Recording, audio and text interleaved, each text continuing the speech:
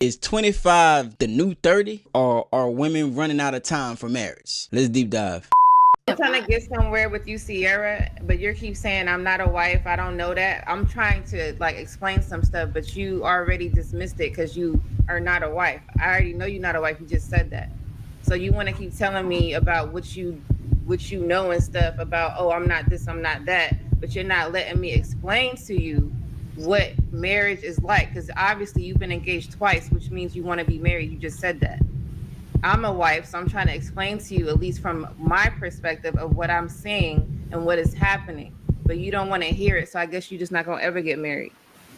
I feel like what's missing in that little conversation is that there's a trauma that both black men and black women are experiencing simultaneously. And it's like for women, I think the elephant in the room is that a lot of us are single. A lot of us want men that are not available to us. A lot of the men are not dating women. A lot of them are in jail, in prison, and that's a whole byproduct of what you're experiencing. And then men are like, okay, well, if y'all saying a man don't do this, a man don't do that, you bitches ain't cooking either. Y'all the new YNs. Y'all the new men. Y'all got gold chains on. Y'all, and I think that we're both experiencing this trauma and we just don't understand each other together. And so you all may feel like, okay, well, you're more masculine. And I think the whole sassy nature of why we're doubting is because of the deficit and the lack. Black women and the available people, the available men to them, it becomes traumatizing, because if you are a woman and you go home on Thanksgiving and they're like,